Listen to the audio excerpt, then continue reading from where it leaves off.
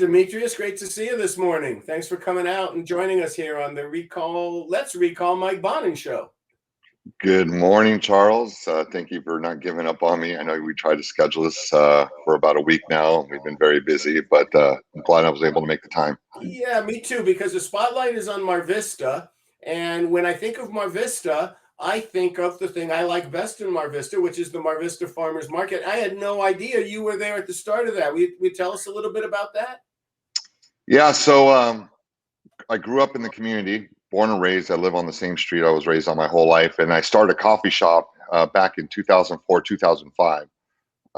Had lost my father a few years earlier, and Greeks love to drink coffee. So that was where the idea came up to have this coffee shop and have the Greeks come by and sip coffee and tell me all the great things my father never told me, And then getting slowly involved in the community, I started hearing this chatter about a farmer's market. Now, being born and raised in the neighborhood that I'm in now, nothing ever really happened until we opened up, and then we started getting more involved.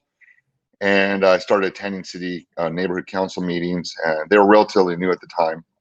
And eventually drummed up a lot of support from the community, and then we started a group that we met daily or weekly at the coffee shop. And within 6 months, we put together the Mar Vista Farmers Market and launched it in August, I think, 6th of 2006, a year after I opened my coffee shop. And it slowly grew to where it is now. In my opinion, it's probably the top 3 farmers markets on the west side. It's interesting with the farmers market that you're, and of course the restaurants that you have, you know a lot about food, and so the idea that you got into and how I first heard about you was when you would send out these videos about what's going on in terms of nourishing Los Angeles, and then finding out you've got a program called Nourish LA. Will you tell us a little bit about that? Yeah, so when the pandemic hit us all last year, we couldn't make the adjustments that we needed to kind of keep our doors open because, things were limited. Our one restaurant, the Mar Vista, across the street from the old Venice Grind, wasn't able to make the adjustments to, navigate, the takeaway businesses that they were telling us that we had to do only because we didn't have any indoor capacity, at that time. And then the Wood, which is my other location on Washington and Inglewood, also closed down. It was I think it was March 18th or so of 2020. And it's like the rug got pulled out from underneath us. I mean, everybody was affected by us. We couldn't make payroll. We had 70 employees combined with 3 spots, the Art Bar down the street, the Mar Vista restaurant on Venice Boulevard as well, and then the Wood. And I was approached by a former employee of mine. I call her my angel, Natalie Flores, who used to be one of my baristas at the Venice Grind, and she was with us for a long time before she moved on. She had approached us, or me, and said, "Hey, boss," she still calls me boss, "can we, post up a food drive at one of your closed locations?" And then at the time, I was reluctant because I thought we were only going to be locked down for a couple of weeks at a time, and I was trying to re-gauge when we could open. And so their initial answer was, no, I have to reopen. But after a few more extended lockdown orders, I said, we'll try it and we'll give it a shot. And so we literally started out of a garage. Natalie started giving food out in her garage off of Barrington and National.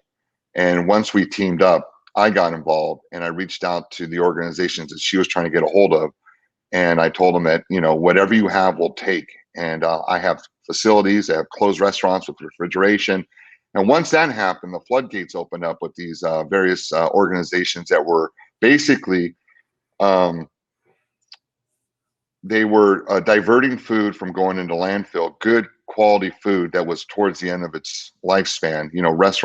Markets and stores, they rotate their inventory every week. And I guess years ago, they should just throw it away. And so organizations had popped up to kind of divert the food and give it to people that need food. And so we started at the Wood in April 2020, and we went from a couple hundred one Sunday to double the amount the following Sunday, and then quickly doubled to 1,000, and then we hit about 2,000 on average. And it was just overwhelming because, I was just trying to find a way to get over the hump. And I thought, well, this might be good because one, it's helping me in a way I never thought it would. I mean, I was super stressed out with, not knowing what the future is going to be. We've never thought in a million years that we would encounter this, a pandemic, and to be forced to close, and helping people and seeing the lines of people that would show up. And we just promoted it through social media and word of mouth. We started getting a lot of volunteers that came through there. And 16 months later, we're still going strong when all others thought that we wouldn't be around, because these things tend not to last because of resources. But you had the connection. Give us the numbers. How much of your food have you have passed through your for Nourish LA at this point? Year to date, approximately 2 million pounds of food have been distributed through Nourish LA, with about 1,200 volunteers that came through our organization that signed up to help volunteer, which is the driving force of what we do. And 170 plus thousand people have received food, bags of groceries for their families in that same time span. Well, when we put this, we're putting the show together, the Let's Recall My Bonin show. One of the segments we said we were going to put on is called Hometown Heroes. I didn't know I'd be meeting a guy like you, but certainly much of our conversation will end up in that category. Demetrios, thanks for taking your time, and you really are the spirit of Mar Vista and the city that we both know so well.